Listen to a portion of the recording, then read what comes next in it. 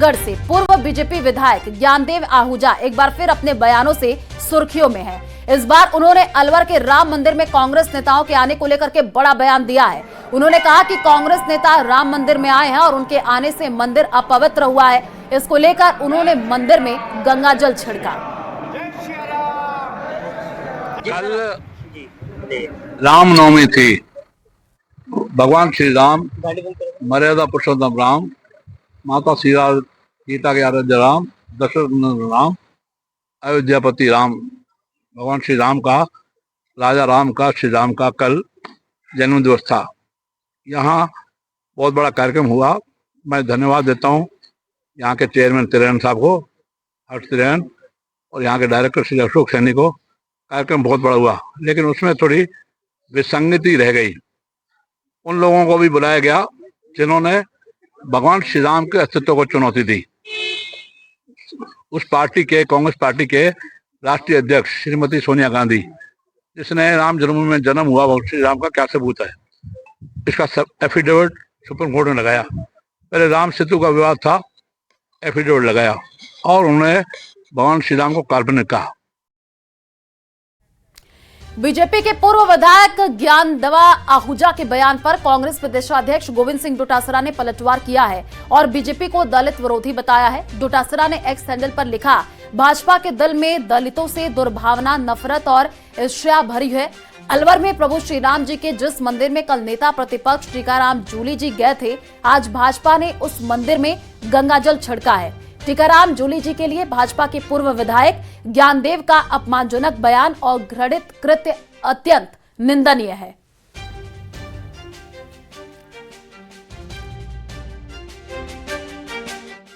शांतिपूर्वक प्रदर्शन किया, लेकिन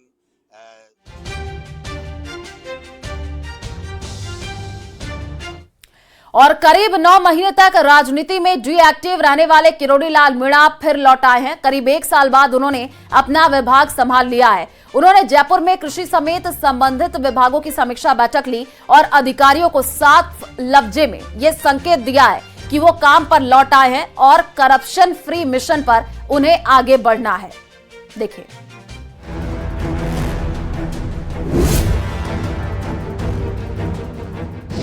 फिर एक्टिव हुए मंत्री किरोड़ी लाल मीणा। 9 महीने के, अभी 3 महीने में कर देंगे सारे काम। सर 9 महीने की भरपाई।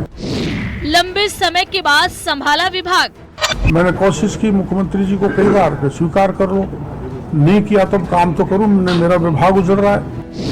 करप्शन फ्री काम करने के आदेश। ठीक है, आपने कहीं असंतोष सुना हो तो बता दो। एमएसपी पे खूब खरीद हो रही है। विपक्ष पर भी साधा निशाना। करोड़ों का कबाड़ा पिछले राज में हो गया। कृषि मंत्री किरोड़ी लाल मीणा आखिरकार 9 महीने बाद काम पर लौट आए हैं। उन्होंने आते ही अधिकारियों की तगड़ी क्लास लगाते हुए उन्हें चेताया कि अब कमर कस लें, क्योंकि मिशन करप्शन फ्री पर आगे बढ़ना है। 9 महीने तक विभागीय कामकाज से दूरी बनाए रखने के बाद अब उन्होंने जोरदार एंट्री मारी है। शिकायत करो, हम आपका ज्यादा से ज्यादा क्लेम दिलाएंगे और 50 को रखा करते हुए ये भी उसकी रिपोर्ट आएगी।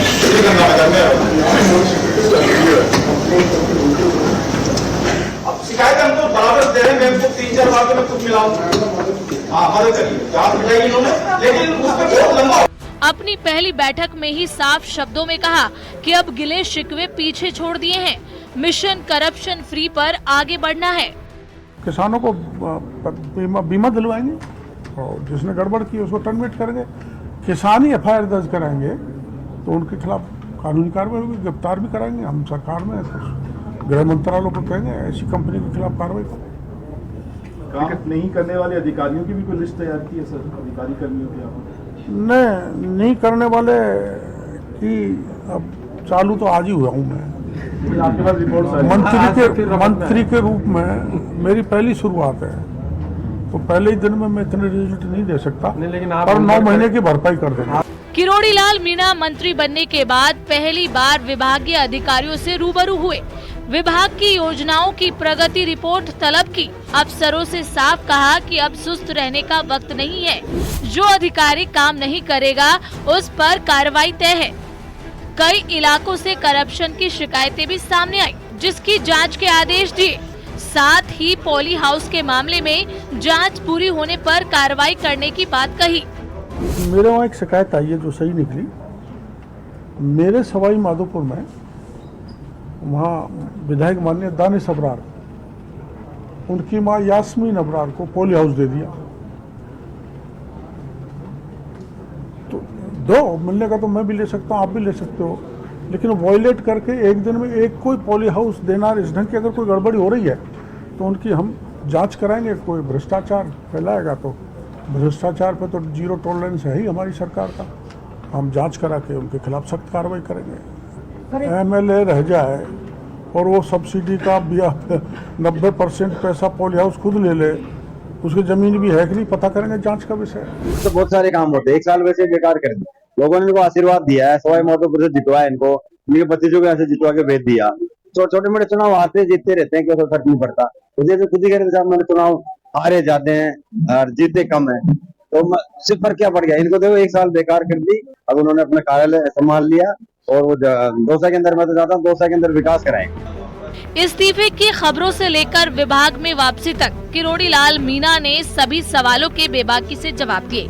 अधिकारियों को भी एक्टिव मोड में काम करने की हिदायत दी। जहां जरूरी था वहां जांच के आदेश दिए। अब किरोड़ी लाल मीणा फिर से फॉर्म में है। गिले शिकवे दूर हो गए हैं। जाहिर है आने वाले दिनों में किरोड़ी लाल मीणा पुराने अंदाज में नजर आए। जयपुर से न्यूज़ 18 राजस्थान के लिए अरबाज अहमद की रिपोर्ट।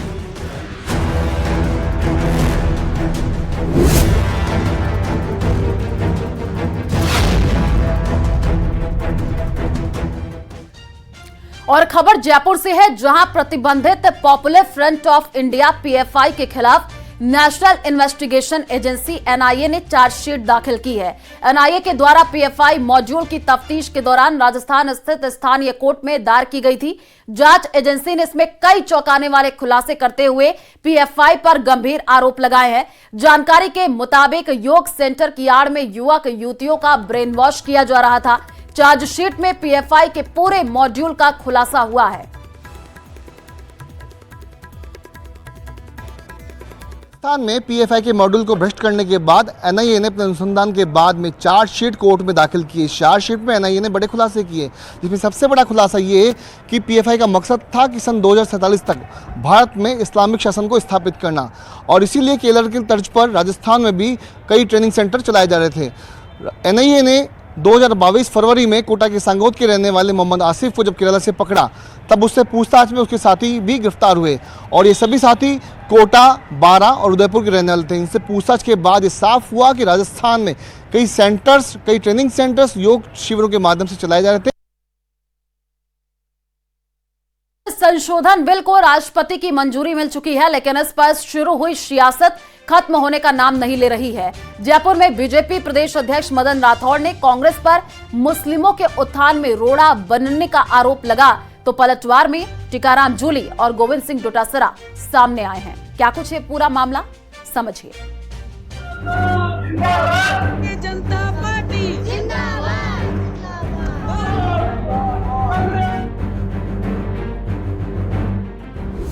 मदन राठौड़ के बयान पर कांग्रेस का पलटवार।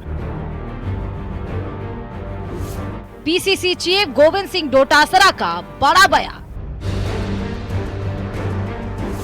बीजेपी को खुद पंचर करने वाले हैं मदन राठौड़।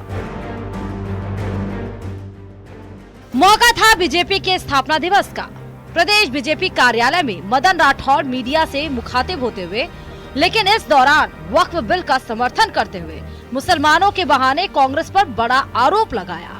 उन्होंने मुसलमानों की गरीबी के लिए कांग्रेस को जिम्मेदार ठहराया। मदन राठौड़ ने साफ शब्दों में कहा कि कांग्रेस ने मुसलमानों को टायर पंचर निकालने से आगे नहीं बढ़ने दिया।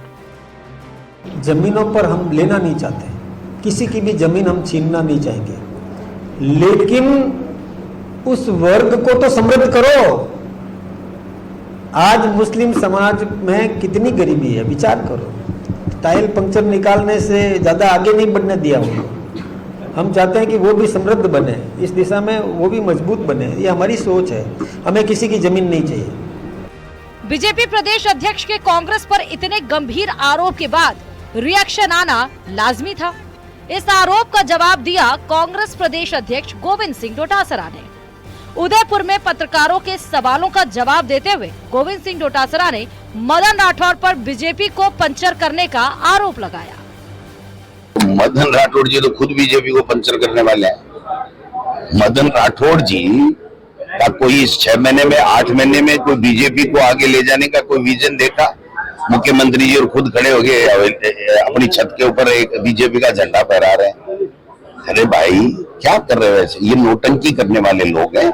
मदन राठौड़ जी के बारे में जो आज इन्होंने कहा है उसके बारे में मेरा ये कहना है कि इन्होंने बिल लाकर मुसलमानों का भला नहीं बुरा किया है, और इतना वो किया है कि आज पूरे मुल्क में, पूरे हिंदुस्तान के मुसलमानों में बेचैनी है इस बात की कि सरकार ने वक्फ बोर्ड को अपने कब्जे में लेकर मनमाने तरीके से इन्होंने ये किया है। इसलिए इसको हम बिल्कुल रिजेक्ट करते हैं और इसके खिलाफ हम अपना जो भी एहतजाज है जारी रखेंगे।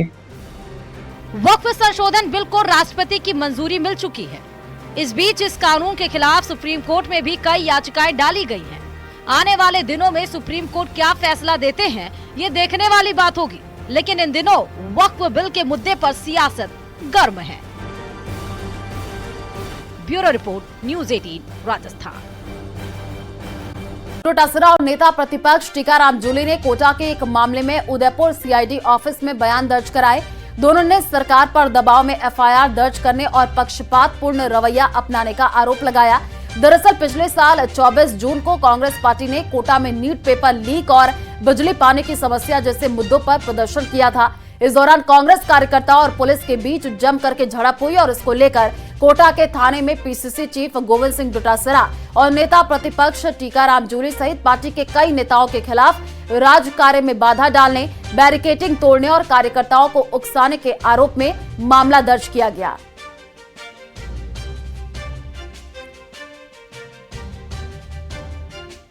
विधानसभा के अंदर ही कह रहा था कि आप लोग हमें डराना चाहते हो, धमकाना चाहते हो, जनता की आवाज उठाने से हमें रोकना चाहते हो, तो प्रक्रिया सरकार ने शुरू कर दी है। झूठा मुकदमा दर्ज करा के, मेरे तो उस दिन हाथ के अंदर फ्रैक्चर था, मैं तो गया भी नहीं, मैं गया नहीं, उसके बावजूद मुकदमा दर्ज कर दिया। हमारे अध्यक्ष जी गए नहीं, मुकदमा दर्ज कर दिया। तो ये झूठे मुकदमे दर्ज करके इस प्रकार से हमें जो परेशान करना चाहते हैं, डराना चाहते हैं, धमकाना चाहते हैं, वो बात इनकी चलने वाली नहीं है। आज तो बयान के लिए बुलाया है, कल जेल जाने के लिए भी जरूरत पड़ी तो वहां भी जाने के लिए तैयार है।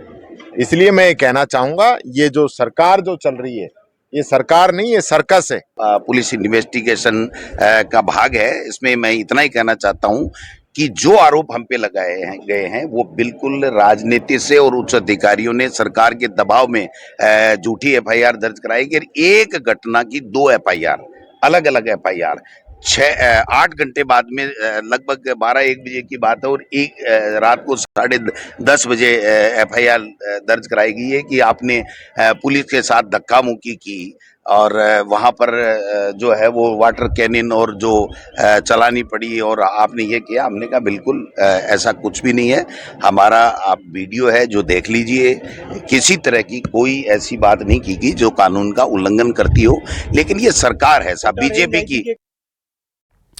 राजस्थान की राजनीति में इन दिनों निकाय और पंचायती राज संस्थाओं का पुनर्सीमांकन और परिसीमन के अलावा कांग्रेस का तेजी से किया जा रहा संगठनात्मक विस्तार केंद्र में है। जहां एक तरफ कांग्रेस परिसीमन प्रक्रिया को राजनीतिक साजिश और प्रशासनिक मनमानी बता रही है, वहीं दूसरी तरफ वो खुद को चुनावी रूप से तैयार करने की रणनीति पर भी काम कर रही है। देखिए रिपोर्ट।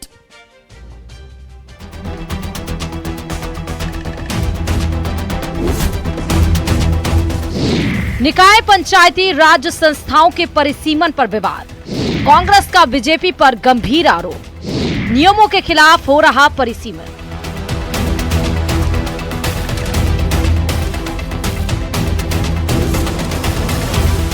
प्रदेश में निकाय और पंचायती राज संस्थाओं का पुनर्सीमांकन और परिसीमन एक अहम प्रक्रिया है जो वक्त वक्त पर जनसंख्या परिवर्तन और प्रशासनिक जरूरतों के हिसाब से की जाती है। लेकिन इन दिनों पुनर्गठन और परिसीमन विवादों में घिरा है। कांग्रेस बीजेपी पर नियमों के खिलाफ निकायों और पंचायतों की सीमाएं बदलने का आरोप लगा रही है। 27 तारीख आखिरी तीर 28 तारीख को आप ग्राम पंचायतों को खत्म करके दोबारा वार्डों में मिला रहे हैं, तो विरोध कर ही रहे हैं ना। विरोध पूरे जिलों में, पूरे ब्लॉक में, हर गांव में एक एक व्यक्ति जो गांव में परिसीमन गलत कर रहा है वो एक एक घर से साइन करा करके और आपत्तियां दर्ज कराएगा समय के अनुसार, और उन आपत्तियों को हम जोरदार तरीके से विरोध करके उस आपत्तियों में हमारी सही जायज बात है वो मनवाने का काम करेंगे। कांग्रेस का आरोप है कि एक राज्य और एक चुनाव की आड़ में बीजेपी मनमाने ढंग से परिसीमन करवा रही है। राजनीतिक फायदे के लिए वार्डों का पुनर्गठन किया जा रहा है। शहरी निकायों और पंचायती राज संस्थाओं के चुनाव वक्त पर ना करा के संविधान का उल्लंघन किया जा रहा है। हालांकि बीजेपी इन आरोपों पर निराधार बता चुकी है। एक तरफ कांग्रेस और बीजेपी में परिसीमन के मसले पर आरोप प्रत्यारोप का सिलसिला चल रहा है, तो वहीं दूसरी तरफ कांग्रेस संगठन मजबूत करने में भी जुटी है। निकाय चुनाव में बेहतर नतीजे हासिल किए जा सके, कांग्रेस ने आंतरिक संगठन को सक्रिय करने का काम भी तेजी से किया है। प्रदेश भर में 50 जिला कमेटियां गठित की जा चुकी हैं। 200 विधान क्षेत्रों में 400 ब्लॉक और 2200 मंडलों में समन्वयकों की नियुक्ति की गई है। 387 ब्लॉकों में बैठकें पूरी कर फीडबैक लिया गया है। वहीं मंडल कमेटियों की 30% बैठकें हो चुकी हैं। सभी मंडलों का डाटा डिजिटली इकट्ठा किया गया है। हमने संगठन की मजबूती के लिए 200 विधानसभा क्षेत्रों के 400 ब्लॉकों में और 2200 मंडलों में बैठक करने के लिए कोऑर्डिनेटर लगाए थे, और वो जो कोऑर्डिनेटर प्रभारी वो ब्लॉक की मीटिंग करने के लिए गए, केवल 13 ब्लॉकों में अभी तक मीटिंग नहीं हो पाई। बाकी 400 में से 387 में हमारी बैठक हो गई। जो प्रभारी हमने बनाए थे उनसे हमने एक एक करके उनका फीडबैक लिया है कि किस ब्लॉक में कितने पदाधिकारी आए और वहां मंडल की क्या स्थिति है, क्या डेट दी गई है। कांग्रेस के इस विस्तार से ये मंशा है कि पार्टी अब केवल विरोध की राजनीति नहीं बल्कि चुनावी युद्ध के लिए संगठित रणनीति भी बना रही है। कांग्रेस का कहना है कि वे कानूनी और जन आंदोलन दोनों मोर्चों पर बीजेपी सरकार को घेरने के लिए तैयार है। इससे साफ है कि कांग्रेस इस बार परिसीमन को मात्र एक तकनीकी मुद्दा नहीं बल्कि राजनीतिक और जन लोकतांत्रिक अधिकारों का सवाल बना रही है। कांग्रेस तैयारी कर रही है कि निकाय चुनाव से पहले अपने संगठन को मजबूत किया जाए और जो सीमांकन किया जा रहा है उसके खिलाफ भी ज़मीनी लड़ाई लड़ी जाए। फिलहाल दोनों मोर्चों पर कांग्रेस ने अपना काम शुरू कर दिया है और देखने वाली बात यह होगी इन तमाम तैयारियों के बाद में कांग्रेस के हाथ में जो नतीजे आते हैं वो कितने बेहतर होते हैं। कैमरा पर्सन अविनाश के साथ में अरबाज अहमद, न्यूज़ 18 के लिए। और क्यों नाराज है पब्लिक? उदयपुर नगर निगम परिसीमन में कानपुर और मटून गांव को शामिल करने के बाद ग्रामीणों में लगातार आक्रोश व्याप्त है। आज कानपुर, मटून और खरबड़िया गांव के लोगों ने जिला कलेक्ट्रेट के बाहर प्रदर्शन किया और कलेक्टर को ज्ञापन सौंप करके नगर निगम सीमा में उन्हें शामिल नहीं करने की मांग की है। साथ ही कानपुर में लोगों ने बाजार भी बंद रखे हैं। बड़ी तादाद में पहुंचे कानपुर और मटून के लोगों ने कलेक्ट्रेट के बाहर नारेबाजी करते हुए प्रदर्शन किया है। तो वही कलेक्टर को ज्ञापन सौंपकर कहा कि जिस तरह से टीएसपी इलाके में कानपुर और मटून क्षेत्र आता है, अगर नगर निगम में शामिल करते हैं तो टीएसपी खत्म हो जाएगी, जिससे लोगों को दर दर भटकना पड़ेगा और वो वर्तमान में भौगोलिक स्थिति है। निगम के परिसीमन के विरोध में हम ग्रामवासी आए हैं। नेता विहीन लोग हैं, हम गांव के लोग हैं, क्योंकि ये राज्य सरकार के खिलाफ एक आंदोलन की तरह है। किसान वर्ग है, हम लोग गांव में रहने वाले लोग हैं, पशुपालक लोग हैं, और जो ये नगर निगम का जो परिसीमन अचानक जो हुआ है वो हमारे ग्राम पंचायतें जो है, उनके जो गांव हैं, उनके लिए एकदम से पीड़ा का विषय हो गया। और दूसरा यह जो आप कह रहे हैं कि यहाँ कम संख्या में लोग आए हैं, अभी हम ये सभी गांवों से लगभग प्रतिनिधि जो मंडल होता है उस तरह से आए हैं, लगभग हम 25% लोग ही यहाँ आए हैं। और इसी बीच कोटा से बड़ी खबर सामने आ रही है। थर्मल प्लांट में लगी आग पर काबू पाया गया है। 3 घंटे की मशक्कत के बाद आग पर काबू पा लिया गया है। 25 से 30 बीघा के खुले क्षेत्र में ये आग फैली हुई थी। फिलहाल आग लगने के कारणों का खुलासा नहीं हुआ है। फायर ब्रिगेड की 13 गाड़ियों ने आग पर काबू पा लिया है। तो बड़ी खबर इस वक्त की आपको बता रहे हैं, थर्मल प्लांट में लगी आग पर काबू पाया गया है। 3 घंटे की मशक्कत के बाद अब फिलहाल आग पर काबू पा लिया गया है। 25 से 30 बीघा के खुले क्षेत्र में आग फैल गई थी। तस्वीरें भी आपको टीवी स्क्रीन पर दिखा रहा है। फिलहाल आग लगने के कारणों का खुलासा नहीं हुआ है। फायर ब्रिगेड की 13 गाड़ियों ने आग पर काबू पाया है। थर्मल प्लांट में जो आग लगी थी अब उस पर काबू पा लिया गया है और किस कारण ये आग लगी अभी तक ये स्पष्ट नहीं हो पाया है, लेकिन आपको तस्वीरें दिखा रहे हैं। आप देखिए आग कितनी ज्यादा बढ़ती हुई चली गई और 3 घंटे की कड़ी मशक्कत करनी पड़ी, उसके बाद आग पर काबू पा लिया गया है।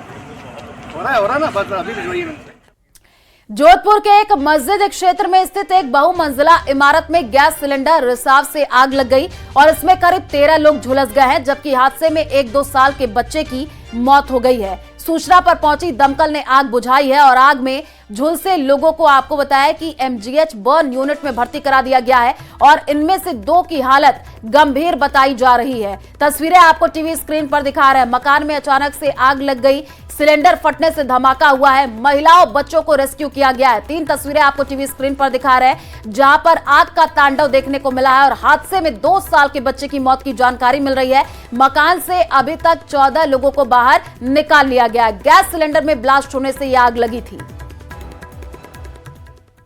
को लेके बाहर आ चुके हैं। अब ना सिर्फ निरंतर में है, अब है ना मौके वारदात पे सब आए हुए हैं, कार्रवाई कर। रिश्ता के निवासी हूँ, मैं यहाँ से निकल रहा था, अचानक से धुआं निकला और गैस का गुबार बाहर है। आग क्या गोला बाहर आया, तब तक उसे 13 जनों हमने रेस्क्यू करके मोहल्ले वालों ने, फायर ब्रिगेड भी आ गई थी, पुलिस प्रशासन पहले आ गया था। 13 जनों निकाला, बहुत दिन आपके सामने अभी निकाले। और खबरों का सिलसिला जारी रहेगा। यहां रुकते एक छोटे से ब्रेक के लिए, जल्द लौटेंगे।